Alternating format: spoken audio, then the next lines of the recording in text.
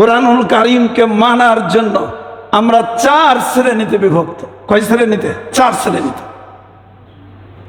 একটা হলো যারা কোরআনের শিক্ষায় শিক্ষিত মানুষ, অর্থাৎ মাদ্রাসা লেখাপড়া করে যারা কোরআন এবং হাদিসের অর্থ ব্যাখ্যা নিজে করতে পারে, এটা হলো এক শ্রেণীর মানুষ, যারা কোরআনের শিক্ষায় শিক্ষিত মানুষ।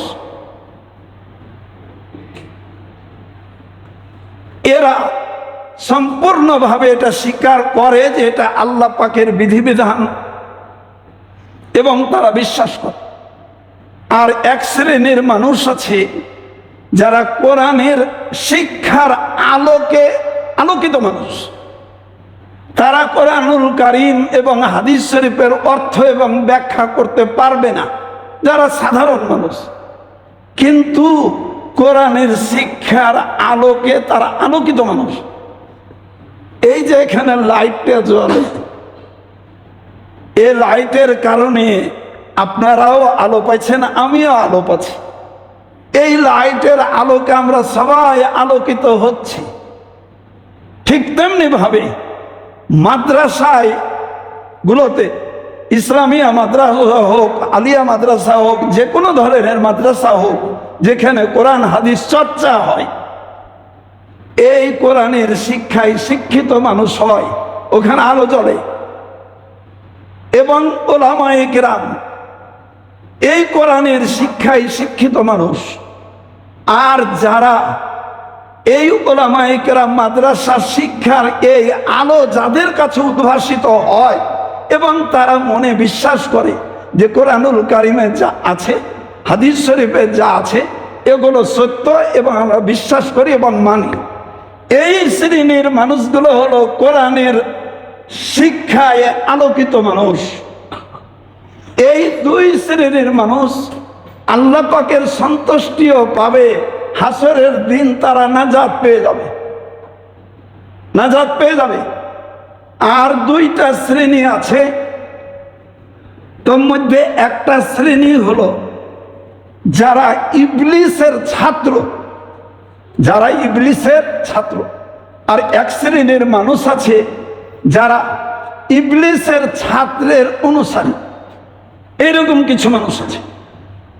ফলে যারা ইবলিসের ছাত্র, এরা সরাসরিভাবে কোরআনুল কারীম এবং হাদিস শরীফের যে বিধান বর্ণনা করা হয়েছে, তারা সব সময় চিন্তায় মশগুল থাকে যে এই কোরআনটা যদি এইরকম না হতো, একটু ভিন্নভাবে যদি কোরআনটা নাজিল হতো, কোরআনের এই আয়াতটা যদি এভাবে না থাকতো, অন্যভাবে হতো, কোরআন মজিদের বিধানটা যদি এভাবে নাজিল না হতো, এইভাবে একটু ভিন্ন করে যদি নাজিল হতো, তাহলে খুব ভালো হতো।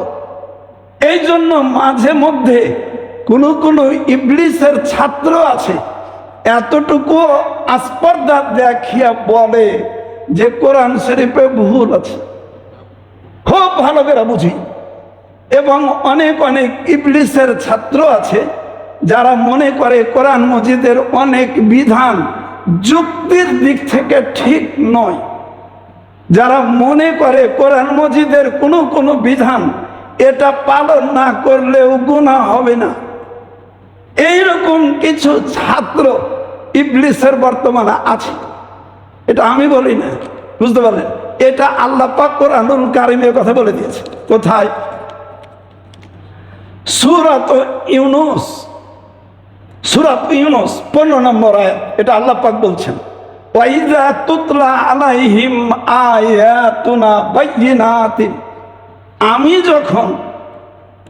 যখন আমার বান্দাদের কাছে কোরআনুল কারীমের আয়াত তেলাওয়াত করা হয়, বাইয়িনাতিন, সুস্পষ্টভাবে, ক্বালাল্লাযীনা লা ইয়ারজুনা লিকাআনা, যারা আল্লাহ পাকের ওই পরকাল দিবসকে বিশ্বাস করে না, বা আল্লাহ পাকের কাছে আমাকে জবাবদিহিতা করতে হবে এই ভয় যাদের অন্তরে নাই, ইতি লে কোরআনিন গায়রিন হাজা, ওই তো আল্লাহ পাকের এই কোরআনুল কারীমের বিধানগুলো আমাদের সামঞ্জস্যশীল নয়, আমাদের অনুকূল নয়।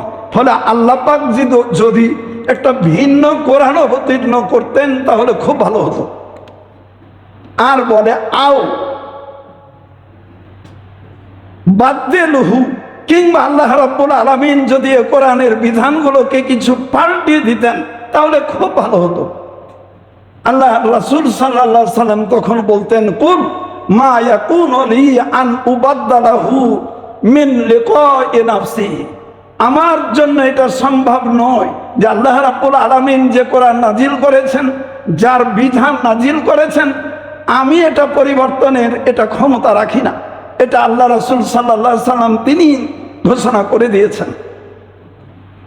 এবং তিনি বলতেন যে ইন আত্তাবি ইল্লা ইউহা ইলাইয়া, আল্লাহ রাব্বুল আলামিন আমার কাছে যা ওহী নাজিল করেছেন এবং কোরআন নাজিল করেছেন, আমি সম্পূর্ণভাবে একে আনুগত্য করি এবং অনুসরণ করি। ইন্নী আখাফু ইন আসাইতু রাব্বি আযাবা ইয়াউমিন আযীম, কোরআন মজিদের কোনো বিধান বিন্দু মাত্র যদি চুচেরা পরিবর্তনের ব্যাপারে আমি উদ্যোগী হই, আল্লাহ রাব্বুল আলামিন শক্ত আযাব দ্বারা তিনি আমাকে ধরবেন। এ হলো সূরা ইউনূসের 15 নম্বর আয়াত।